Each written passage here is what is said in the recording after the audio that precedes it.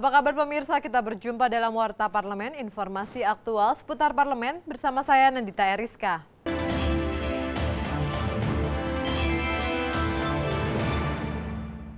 Komisi 7 DPR menyayangkan dan kecewa atas produksi minyak PT Chevron Pacific Indonesia Gathering Station Minas Riau yang terus mengalami penurunan. Komisi 7 DPR menilai metode Ancient Oil Recovery atau EOR gagal meningkatkan produksi minyak PT Chevron. Usai pertemuan dengan direksi PT Chevron Pacific Indonesia dalam kunjungan kerja spesifik ke Pekanbaru Riau, Ketua Komisi 7 DPR RI Gus Irawan menilai metode EOR telah melalui uji coba diharapkan mampu meningkatkan produksi minyak PT Chevron. Ternyata teknologi yang gagal, padahal metode EOR memakan biaya yang sangat tinggi, yaitu $80 Amerika Serikat per barel, sedangkan harga minyak di angka $50 hingga $52 Amerika Serikat per barel. Gus Irawan mendorong PT Chevron Pacific Indonesia mencari alternatif teknologi yang lebih murah dan dapat memberikan keuntungan besar bukan kerugian seperti metode EOR, serta dapat meningkatkan produksi minyaknya. Ya segera bawa kemari untuk kita bisa terapkan karena teknologi yang dikembangkan di Amerika itu sudah bisa di 40 US dollar per barrel. Kalau harga minyak di angka 50 gitu ya masih ada margin 10. Udahlah segera terapkan itu. Sementara Wakil Ketua Komisi 7 DPR RI Herman Hairon mengkhawatirkan tren menurun pada produksi PT Chevron yang hanya 220.000 barel per hari akan mempengaruhi pada target lifting minyak yang ditetapkan sebesar 815.000 barel per hari. Teknologi EOR tidak dapat diterima Komisi 7 DPR RI karena biaya yang sangat tinggi membuat harga melebihi harga minyak di pasaran. Teknologi produksi minyak seharusnya mampu menekan harga dan menjadikan produksi lebih efisien, bukan justru menimbulkan kerugian. Sudah ada pembaharuan, sudah ada peningkatan teknologi dengan bisa menekan harga sampai 40 US dollar per barrel. Tapi ini ya kami minta pembuktian, jangan sampai ini hanya sebagai lipstick ya dan dijadikan bargaining untuk perpanjangan kontrak pada tahun 2021. Dari Provinsi Riau, Esti Kartika, TVR Parlemen melaporkan. Rancangan Undang-Undang Radio Televisi Republik Indonesia atau RUU RTRI masih terus dibahas Komisi 1 DPR bersama pemerintah. Komisi 1 DPR menilai rancangan Undang-Undang RTRI sangat penting diwujudkan demi mengembalikan peran lembaga penyiaran publik sebagai referensi berita, referensi informasi, dan referensi hiburan bagi publik. Ditemui di Gedung Nusantara 2 DPR RI Jakarta, anggota Komisi 1 DPR RI Arief Suditomo menjelaskan, pembahasan rancangan Undang-Undang RTRI hampir mencapai tahap akhir. Salah satu poin yang sedang didalami adalah model kepegawaian baru yang sesuai dengan visi misi RTRI ke depan yang dinamis, sementara aturan ASN yang ada kurang cocok dengan skema yang direncanakan. Keberadaan RTRI nantinya bukan untuk menyaingi lembaga penyiaran swasta, apalagi monopoli siaran.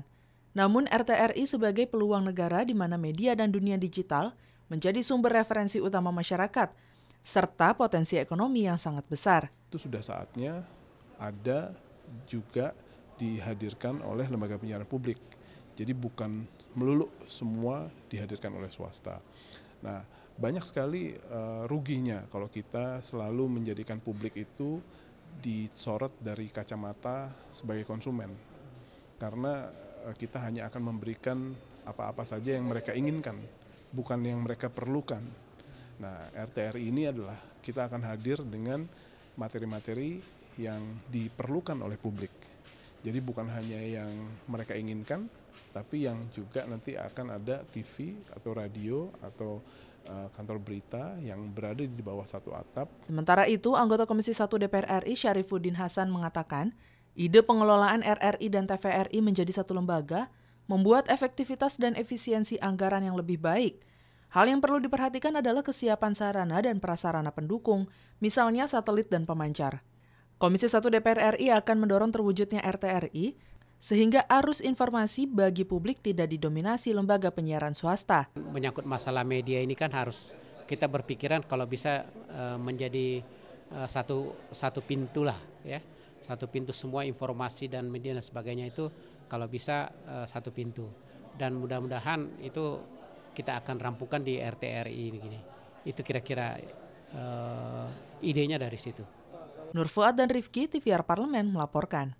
Komisi 5 DPR mengapresiasi PT Waskita Karya yang bersedia bertanggung jawab sepenuhnya atas perbaikan jalan nasional dan jalan provinsi yang rusak karena pembangunan infrastruktur Light Rail Transit atau LRT di Kota Palembang, Sumatera Selatan.